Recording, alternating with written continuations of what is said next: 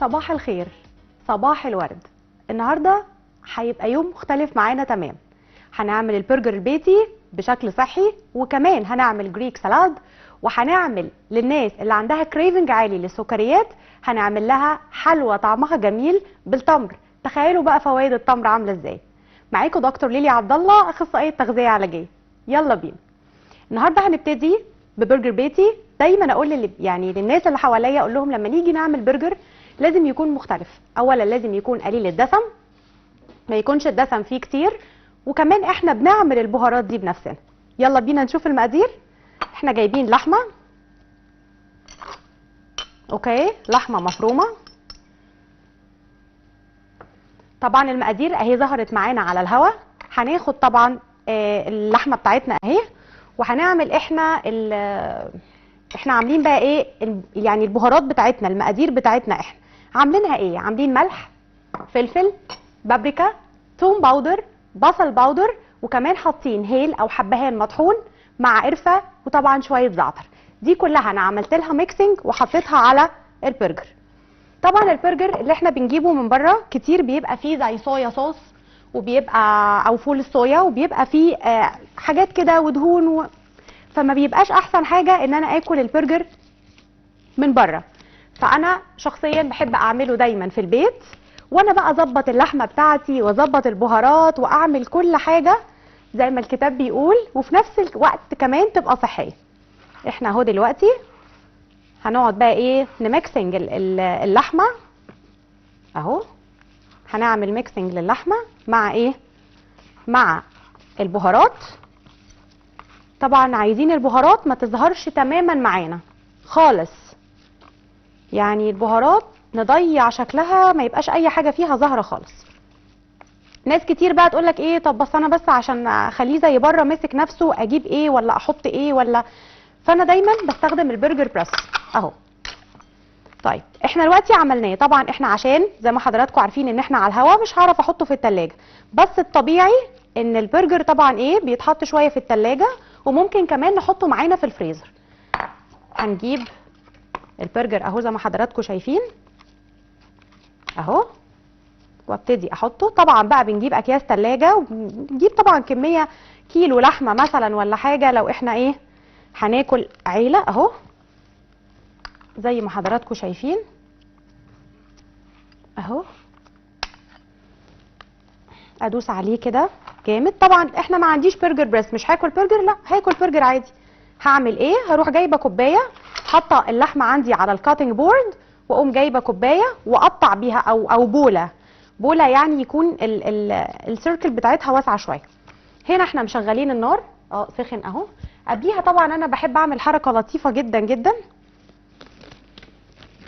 ايه هي بقى الحركه؟ بحب اجيب العيش زي ما حضراتكم شايفين واحطه كده بس ياخد تحميصه كده، عشان اما ابتدي احط الدريسنج او الحاجه اللي انا بحطها هتفرق معايا جدا، وهيبقى ايه محمص كده زي ما حضراتكم بتاكلوه في المطاعم، وبيفرق معاكم جدا وبيعجبكم اهو. ياخد بس تحميصه بسيطه. طبعا في الوقت ده زي ما حضراتكم شايفين البرجر اهو بيبقى محطوط في البرجر بريس. طبعا لما باجي اقطعه هشيله بالسكينه. طيب لو انا هحفظه هعمل ايه؟ هجيب اكياس ثلاجه وابتدي اقطع كيس التلاجة مربعات مربعات، واحط كل واحده واحط عليها كيس تلاجة، وبعد كده ابتدي احطه في اكياس اللي هي بتتفتح كده، نحطها ونحطه في الفريزر. بيطلع كأن حضرتك بتاكلي في اشهر مطعم برجر طبعا كلنا عارفينه. بيبقى طعمه حلو جدا بالتوابل اللي انت عايزاها، بدون بصل، بدون حاجات كتير، وصحي. ممكن كمان لما نيجي ناكله لو احنا عايزين نعمله وجبه زي ما هنعمل النهارده، هنحط شريحه البرجر وكمان بيبقى معاها سلطه. فيعني انا شايفه كده يبقى تمام التمام. اوكي كده احنا العيش بتاعنا سخن. هنحط بس التاني اهو زي ما حضراتكم شايفين اهو. ببتدي بقى انا ايه اطلع كده عشان شويه ايه احنا لسه اللحمه ما مسكتش نفسها، فبالتالي ممكن تبقى تقسم مننا شويه، لكن احنا ايه لما نيجي نعمله بعد كده هنعمله نحطه فين؟ هنعمله ونحطه في الفريزر، ياخد درجة حرارة الفريزر ويسقع، او في التلاجة، وابتدي بعد ساعتين 3 اطلعه واحطه على الجريل. طيب اقلي البرجر، ما بحبش القلي لانه القلي بيخلي عملية الهضم تبقى يعني مش احسن حاجة، والكتر ان انا بتعرض للقلي بيعلي عندي الكوليسترول، فانا بصراحة مش بحب خالص ان احنا نقلي. دايما اقول يا اما نحطه على الجريل او على حتى طاسة سخنة، او احطه في الاير فراير. الاير فراير بصراحه انا هايلي ريكومندد جدا ليها، سريعه قوي، بتخلص حاجتك بسرعه. لو في زيوت، لو خدتوا بالكم بتبتدي تنزل في الاير فراير، فانت بتاخد الحاجه صحيه تماما تماما، كانك حاطه في فرن بس فرن صغير. تمام. هنا انا خلصت العيش، اجي بقى انزل بالبرجر اهو. اهو طبعا احنا شايفين شكل البرجر جبار جبار اهو. بنعلي اهو، يبتدي بقى هو ياخد ايه، ياخد وقته بقى على الجريل. نيجي بقى هنا نعمل ايه، نيجي هنا بقى نجهز الساندوتش. نحط مايونيز، انا بحط هنا مايونيز لايت. طبعا احنا ممكن نستبدل العيش ده عادي جدا بان احنا نحط ايه، بان احنا نجيبه عيش شوفان او عيش بذور كتان او عيش قمح كامل، عشان طبعا الناس اللي عامله دايت واللي عامله رياضه واللي بتحب تلعب رياضه مش هنبوظ الدنيا. يعني نفسك في ساندوتش برجر، مش هنبوظ الدنيا عشان ناكل ساندوتش برجر. لا، عملنا اللحمه في البيت، وكمان اهو عندنا المايونيز اهو. نيجي بقى نجيب الكابوتشا دي، كابوتشا مش كروم، كابوتشا خاص عادي.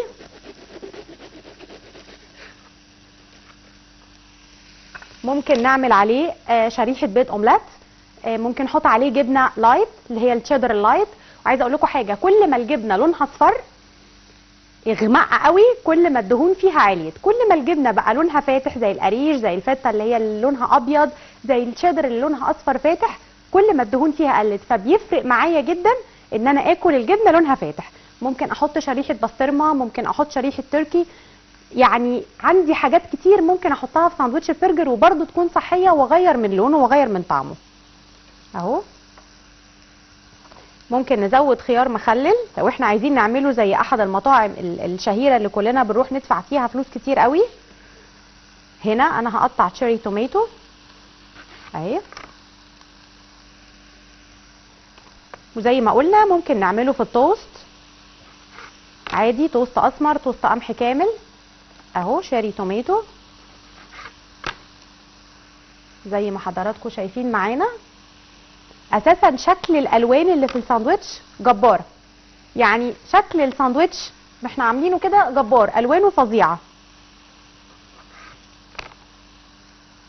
اهو. ممكن احط اللي هو في صوصات مختلفه، في صوصات بتبقى معموله للبرجر، في كمان صوص بحط مايونيز على كاتشب على معلقه مستردة، وبحط عليه خيار مخلل متقطع حتت صغيره واقلبهم، وبرده اعمله دريسنج على حسب الصوص اللي انا عايزاه. انا ببتدي اوجه الساندوتش بتاعي انا عايزه اكله عامل ازاي. فبيفرق قوي ان العين بتاكل قبل ما احنا بنستطعم وبناكل بالبق، فلازم نقدم الاكل بشكل كويس. كتير يسال يقول لك ازاي هاكل ساندوتش برجر صحي؟ لا، انا بشوف ان ساندوتش البرجر عادي ممكن انا ابتكر فيه واعمله صحي عادي جدا. بقطع انا الكابوتشا، بزود كابوتشا، بزود خس، بلاش جرجير، بس انا بحب الجرجير في الساندوتش بس برضو بيبقى جميل جدا. احط خيار مخلل، احط خيار عادي. طب ما عنديش كابوتشا احط خيار، ما عنديش خيار، اي خضار يعني بيفرق معانا. في ناس كمان ما بتحبش تاكل يعني الساندوتش العيش او اي نوع عيش او اي نوع مكرونه مع البرجر، ممكن تعمليه في حتتين من الفلفل، تقطعي شريحه فلفل الوان عريضه كده وتحطي البرجر وتحطي من فوقيها شريحه البرجر الثانيه، طعمها بيبقى حلو جدا جدا وبيبقى مختلف تماما. تعالوا نقلب البرجر بتاعنا. اي ثينك ان هو ما بياخدش وقت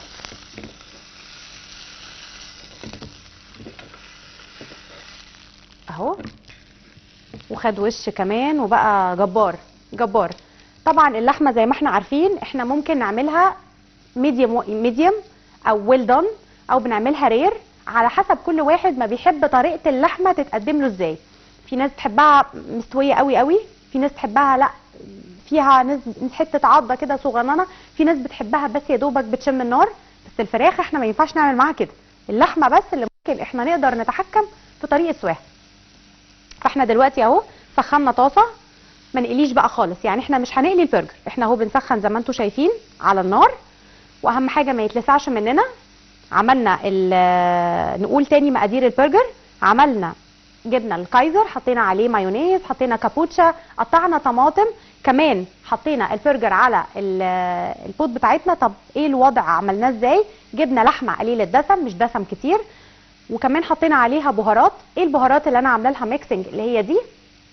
حطينا ايه؟ حطينا ملح، فلفل، توم باودر، بصل باودر، بابريكا، هيل مطحون، رشه قرفه، وعملت لهم ميكسنج مع بعض وخليتهم ينزلوا في البرجر زي ما انتم شايفين، وعملت لهم ميكسنج مع بعض. ضيعت خالص انه في توابل، وابتديت ان انا احطه في البرجر بريس بتاعنا. هو دلوقتي البرجر على النار، والمقادير طبعا عندكم اهي ظهرت على الشاشه عشان اللي ملحقش يكتب يكتب، واللي عايز يصورها يصورها.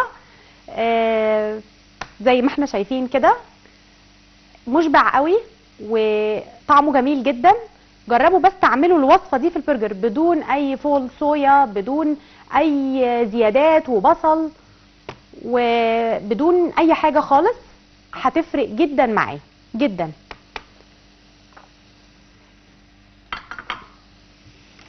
اهو احنا دلوقتي اهو عاملينه.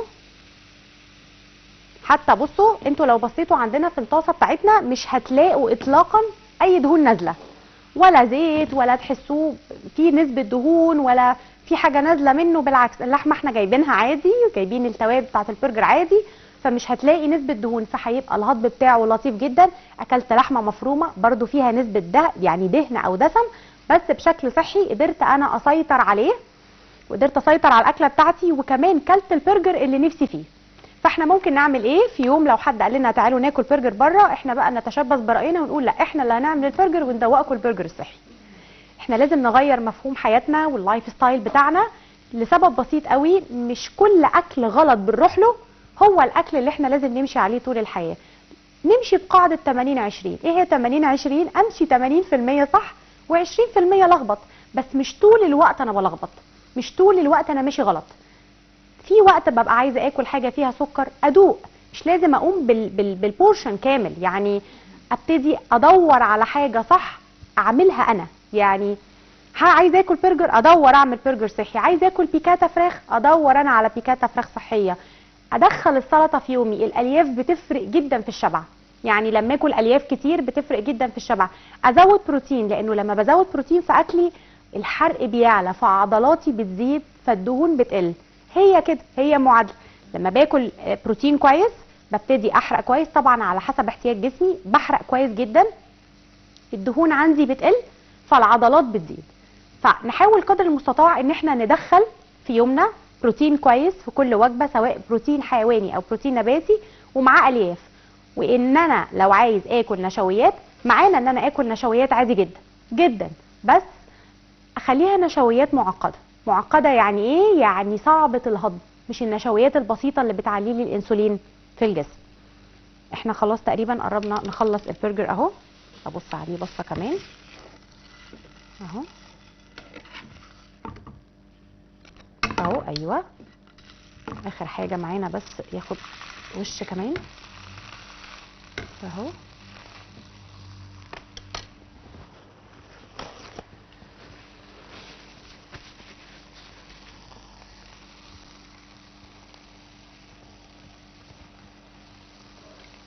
هنعمل ايه النهارده كمان بعد البرجر؟ هنعمل جريك سلطه، سلطه يونانيه فيها حاجات كتير، فيها يعني فيها خضار كتير، فيها جبنه فته، والجبنه لونها زي ما اتفقنا فاتح عشان ما يبقاش فيها دهون عاليه. وكمان هنعمل حلوى صحيه. الحلوى الصحيه دي بتفرق جدا في معظم الاوقات عند السيدات لما الكريفنج يعلى. احنا دلوقتي هنطلع فاصل، تعالوا بس نحط الساندوتش الاول. نحط البرجر عشان يبقى خلصنا الساندوتش. ما بحبش الصوصات كتير فمش هحط كاتشب. اوكي. وادي ساندوتش البرجر بتاعنا جهز، نحطه عندنا في طبق. ولو عايزين ناكل بطاطس معاه ما عنديش مشكله، نقطع البطاطس اهو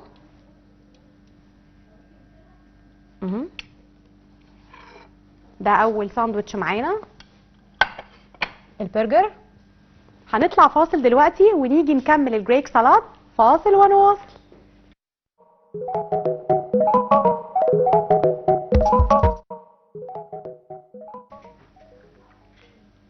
ورجعنا لكم تاني بعد الفاصل. خلصنا البرجر، طبعا شكله يشهي جدا جدا. دلوقتي داخلين على الجريك سالاد.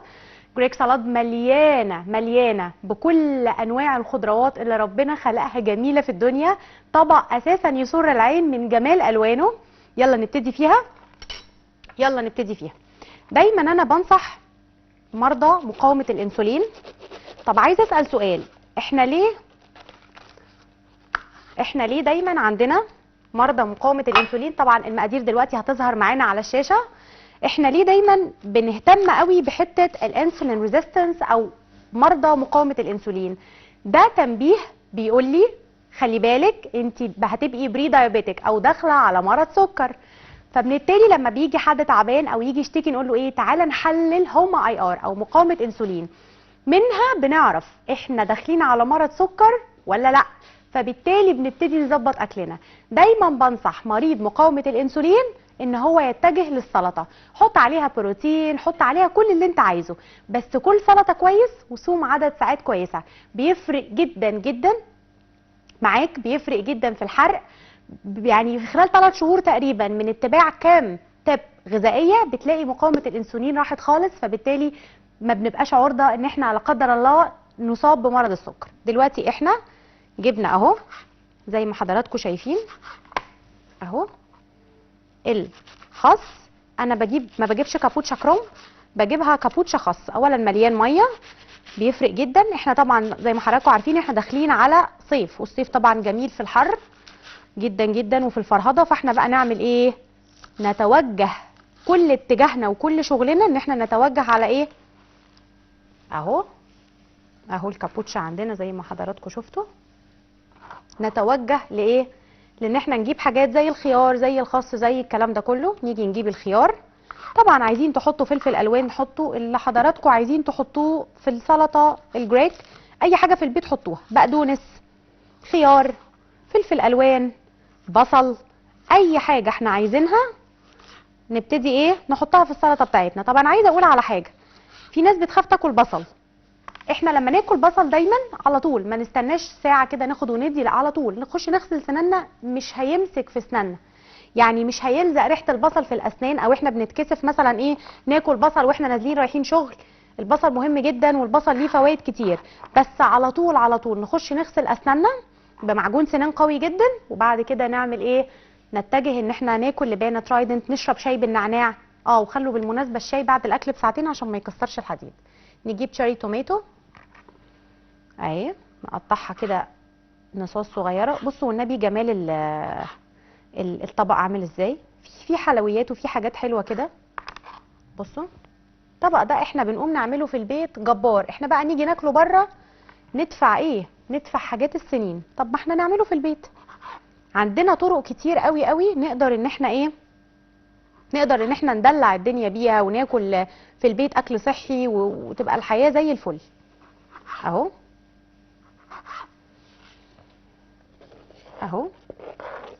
زي ما حضراتكم شايفين تشيري توماتو.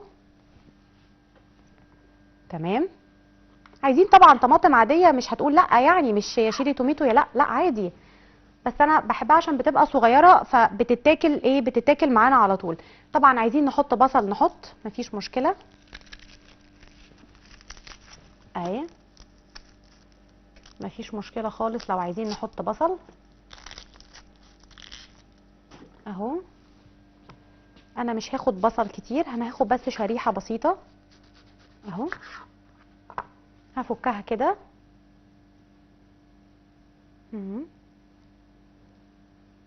طبعا احنا ايه، انتوا طبعا شايفين الطبق عامل ازاي. نيجي بقى نعمل الدريسنج بتاعنا. الدريسنج بتاعنا عباره عن ايه؟ نجيب ليمونه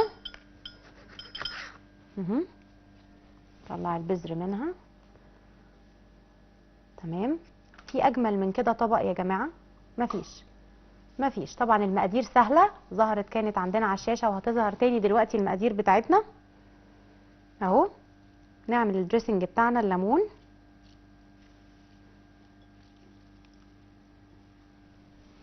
اهو معانا.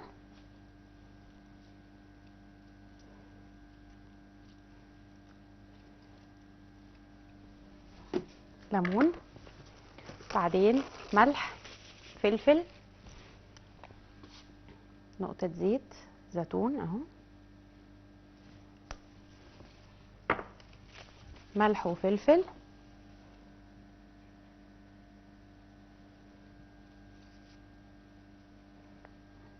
ملح،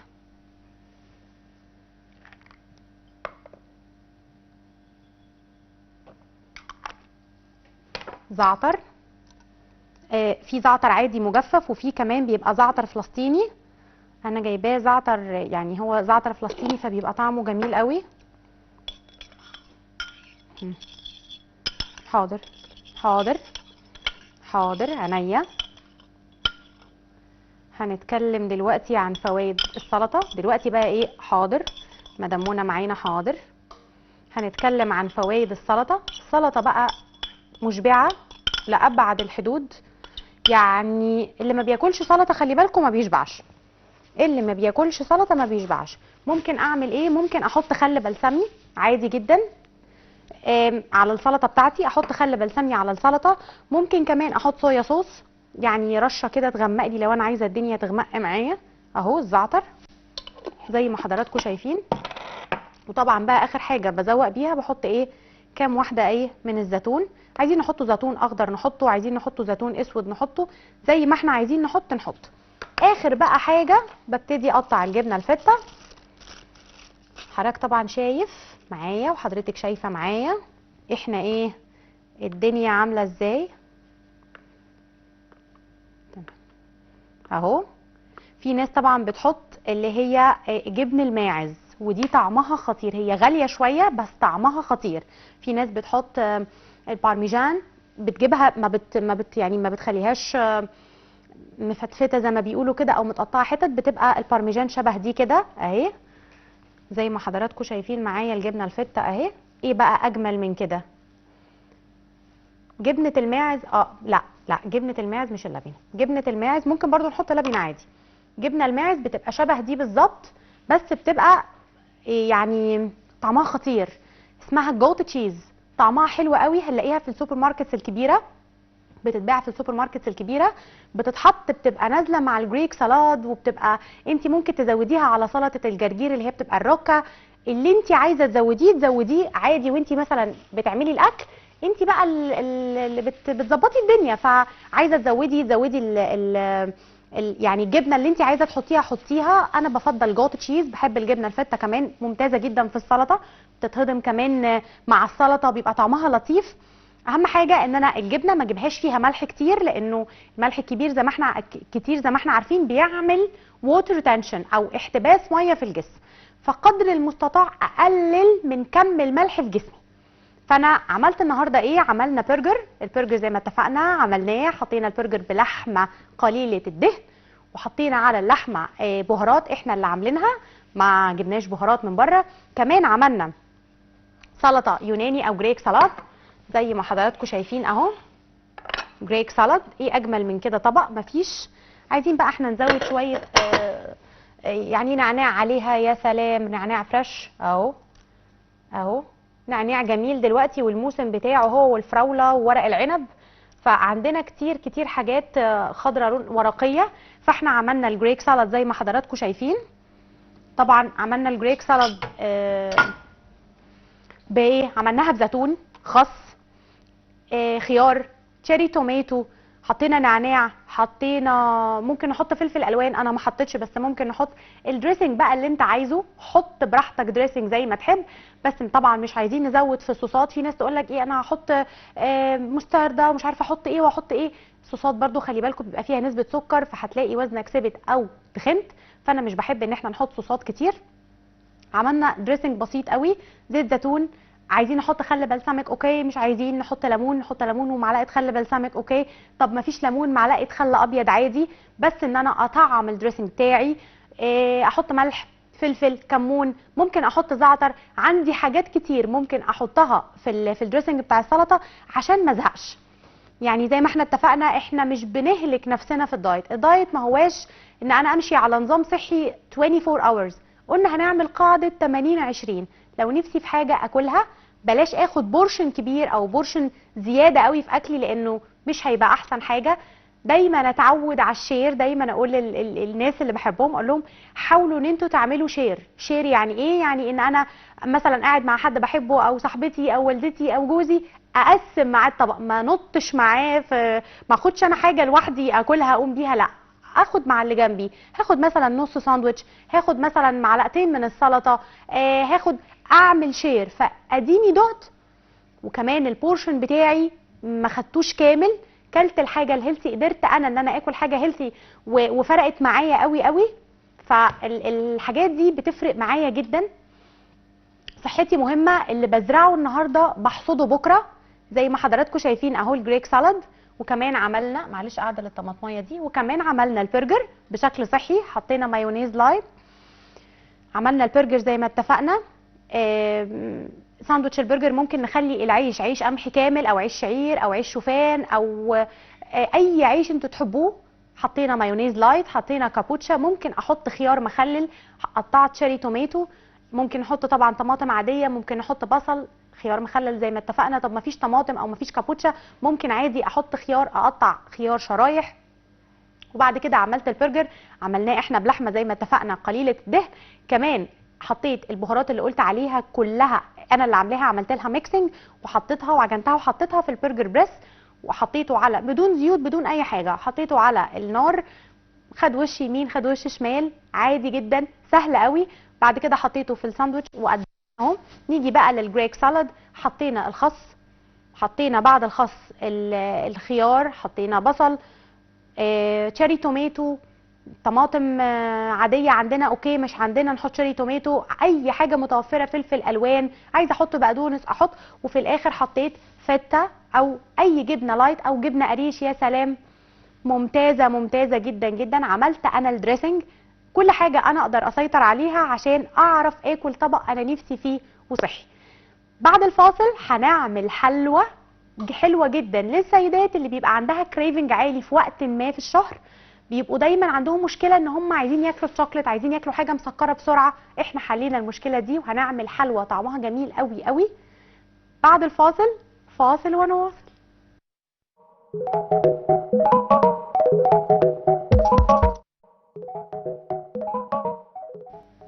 ورجعنا لكم تاني بعد الفاصل. هنعمل حلوى هتفرق جدا مع السيدات زي ما قلنا لما يكون الكريفنج عالي او الكورتيزول عالي. طبعا كلنا عارفين ان هرمون الكورتيزول لما بيعلى بيوقف الحرق، وده بيبقى معظمه عند السيدات عالي بسبب الضغط اللي طول الوقت السيده. احنا عارفين ان احنا مالتي تاسكس، يعني بنعمل كل حاجه، بنشتغل في الشغل وفي البيت ومع اولادنا ومع ازواجنا، ولازم يكون شكلنا حلو ولازم يكون اكلنا حلو.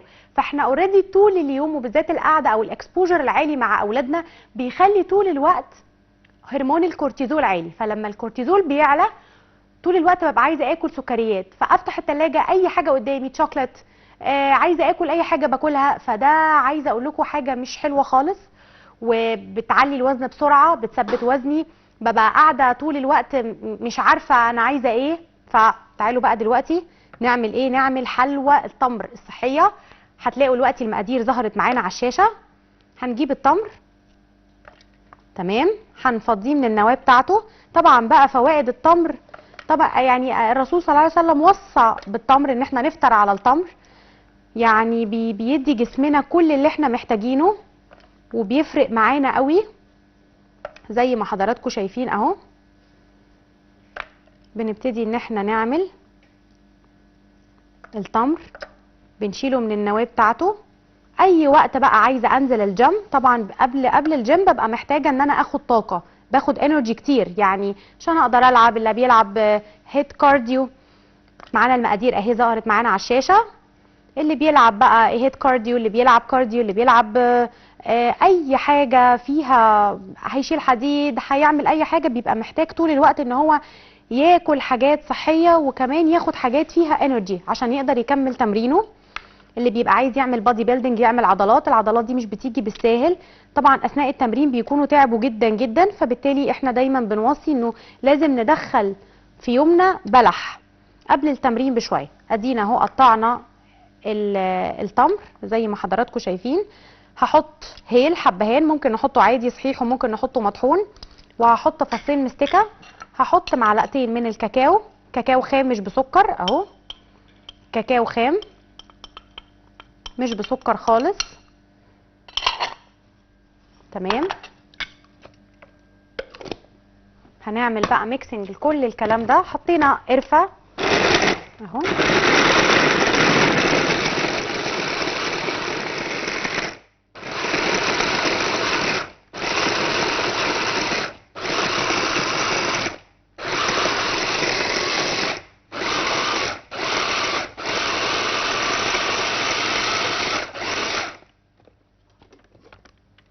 حطينا قرفه،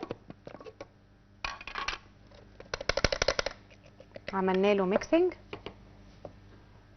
ممكن نجيب معانا كمان لبن، نظبط الطبق ده ثواني. هنجيب هنا كمان معانا السمسم، نجيب شويه من اللبن عشان نعرف نعمل ميكسنج لل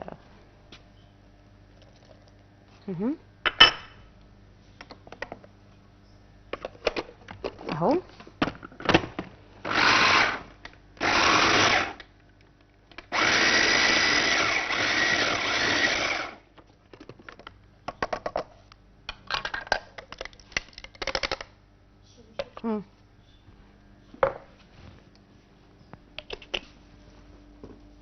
اهو تمام. نلبس بقى جلافز ونبتدي نعمل الكور بتاعتنا.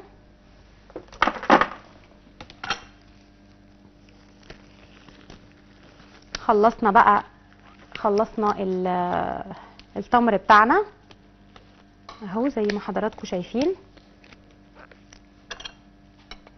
هننزل بقى بيه هنا. حلوة هتفرق جدا جدا. الكريفنج معانا عامل ازاي؟ طبعا احنا بندخلها التلاجة حوالي ساعة تمسك كده. طبعا بقى ممكن نعمل حبة البركة للدريسنج بتاعنا اهو، ممكن نعمل حبة البركة للدريسنج بتاعنا. نلبس بس جلافز تاني. تمام. ممكن نعمل حبة البركة، ممكن نعملها بشوكولاتة دارك، اعملها متقطعة قطع صغننة اهو. تمام. اول ما احس ان انا الكريفنج بتاع الشوكليت عندي عالي، انا هحطها هنا في السمسم اهي زي ما حضراتكم شايفين اهي اهي. واقدمها في طبق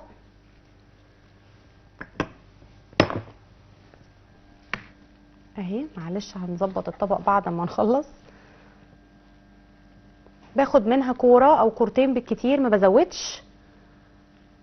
طبعا ممكن لو لقينا الميكس بتاع البلح والكاكاو ما عملش مني عجينه يعني زي ما انا عاملاها كده، ازود حبه لبن صغننين جدا اهو اهو.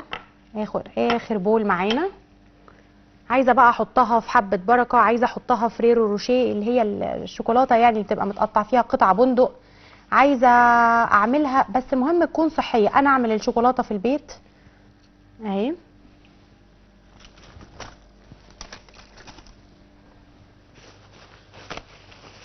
اهي. نظبط الطبق معانا زي ما حضراتكم شايفين.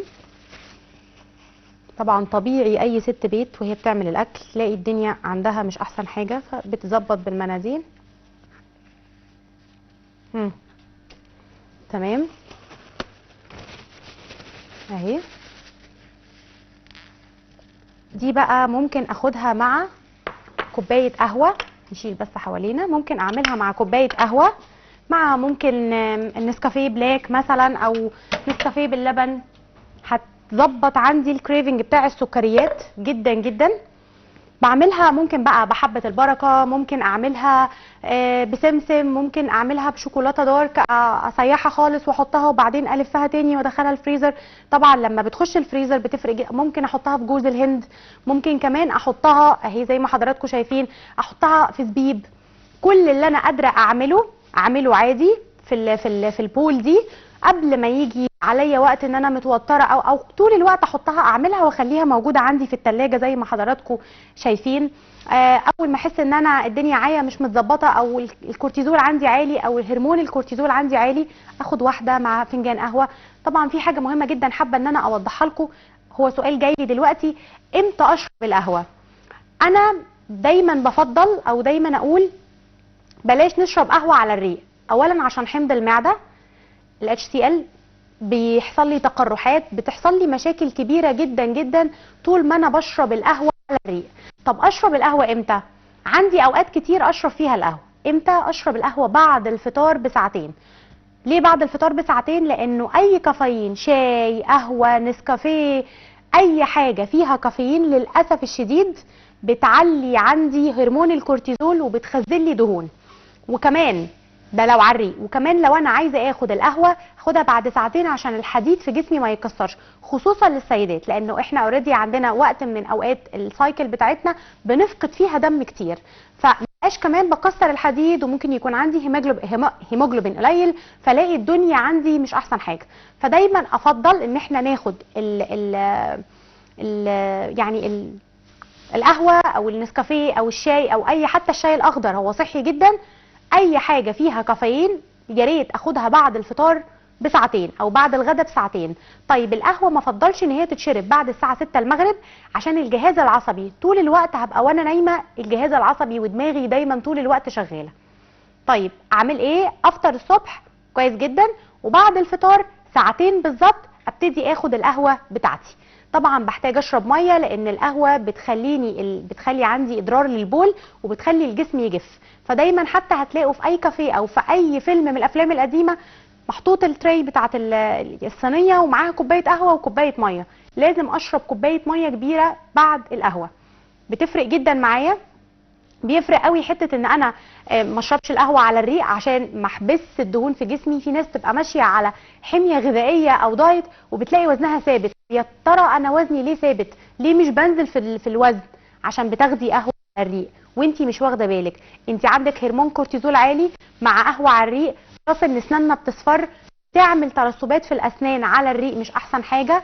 لو انا في البيت يستحسن ان انا اقوم اغسل سناني بعد القهوه، لانه هي بتعمل زي طبقات سوداء مع الوقت، مش بتطلع بسهوله واسناني بيبقى لونها اصفر وبتبوظ. دايما لو هاخد حاجه اشوف انا هاخدها وتروح بيا فين، عشان صحتي بتبقى مهمه. تعالوا نشوف النهارده احنا عملنا ايه. عملنا برجر طبعا زي ما حضراتكم شايفين هو برجر صحي. عملنا ايه؟ عملنا جبنه لحمه، حطينا على اللحمه بهارات. البهارات دي احنا اللي حاطينها، عملنا لها ميكس مع بعض، ملح، فلفل، لو عايزين نحط طبعا فلفل ابيض اوكي، ملح فلفل ابيض بدل الفلفل الاسود، قرفه، عايزين نحط رشه جنزبيل، بصل باودر، توم باودر، بابريكا، حطينا هيل مطحون، كام حاجه كده حطيناها مع بعض، عملنا ميكسنج وحطيناها على اللحمه قليله الدسم. عملنا لهم يعني عجناهم مع بعض وحطيناهم في البرجر بريس، حطيناه على النار بدون زيت بدون سمنه بدون اي حاجه خالص. بعد ما حطيناه على النار خد وش يمين خد وش شمال، طبعا استوى. حطيناه في الساندوتش بتاعنا. قادرين ان احنا نعمله من غير عيش خالص، ممكن نعمله مع مكرونه زي ما نحب مكرونه شوفان. مش عايزين ناكله بمكرونه، ممكن نحطه بين شريحتين فلفل الوان او فلفل اخضر. بنحط عليه جبنه، عايزين نحط عليه جبنه تشيدر اوكي، عايزين نحط عليه تشيدر طبعا تكون لونها ابيض تشيدر اوكي، عايزين نحط عليها قطعه من الجبنه القريش اوكي. عملنا الجريك سالاد زي ما حضراتكم شايفين، حطينا خس، اي خضار موجود في البيت، حطينا خس، حطينا خيار، حطينا زيتون اسود، ممكن احط زيتون اخضر، ممكن احط زيتون اسود كمان. زيتون اسود كلاماتا بيبقى طعمه خطير، اللي بنعمل منه زيت الزيتون فبيبقى خطير قوي. عايزه احط نعناع فريش اوكي، عايزه احط ريحان فريش اوكي، عايزه احط روزماري اوكي، اي حاجه انا زرعاها اوكي. طب ازاي بنحفظ النعناع الروزماري؟ لو احنا زارعينه فدي حاجه جميله قوي، او الزعتر حاجه جميله قوي ان انا اعمل حاجات صغننه كده ازرع فيها واخد فريش. طب انا مش زرعاه، لو انا ما عنديش حاجه احط فيها ميه في التلاجة، بيبقى في حاجات كده مخصصه بحط ميه فيها واعينها في التلاجة، ما عرفتش بغسله كويس قوي قوي واسيبه ينشف عشان ما يعملش ريحه او يعفن.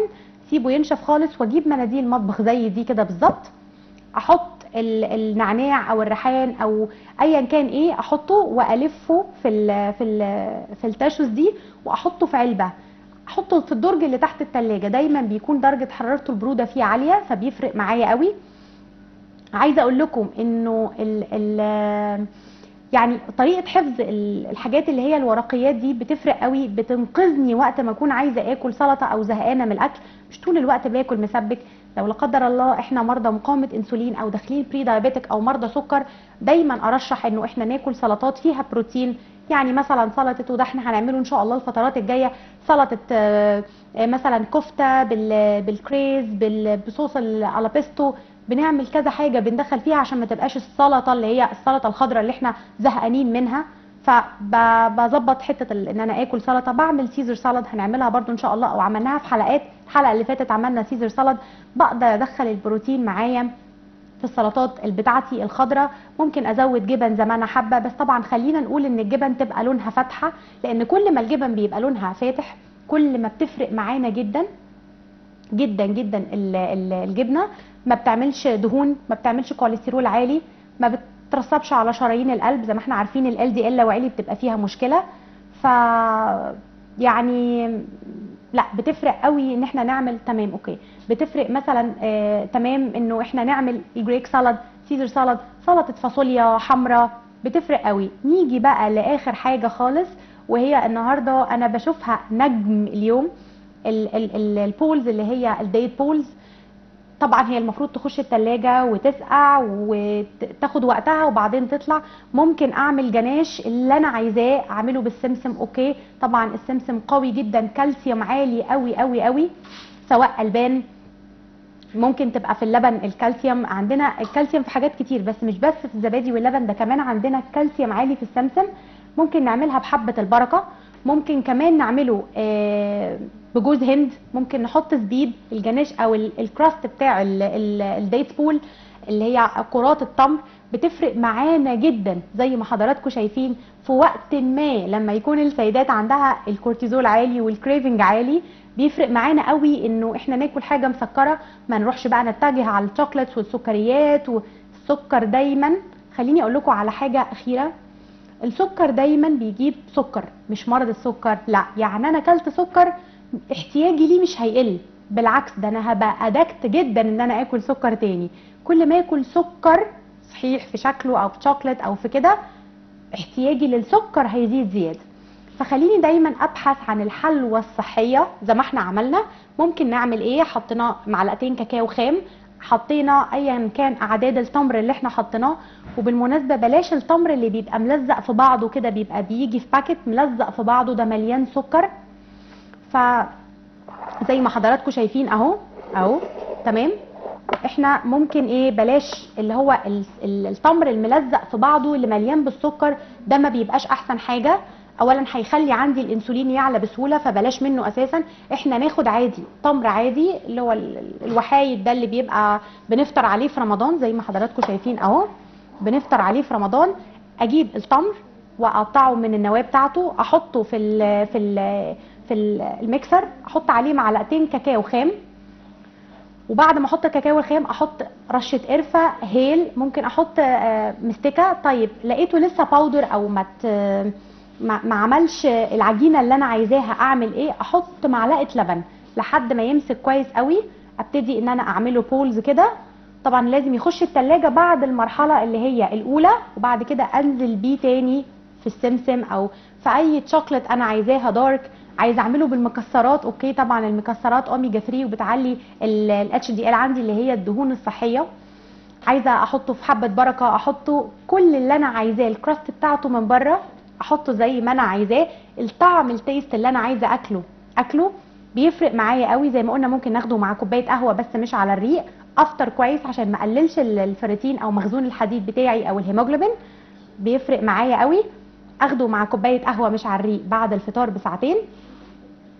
وبعد كده اخده، هتلاقي الموضوع فرق معايا في الشبع. طب لو انا عندي جيم ممكن اعمل البولز دي، ممكن كمان احط بول من البولز دي مع نص كوبايه لبن مع 3 لوزات واضربهم في الميكسر واشربهم، هيدوني طاقه رهيبه، طاقه رهيبه قبل دخولي الجيم.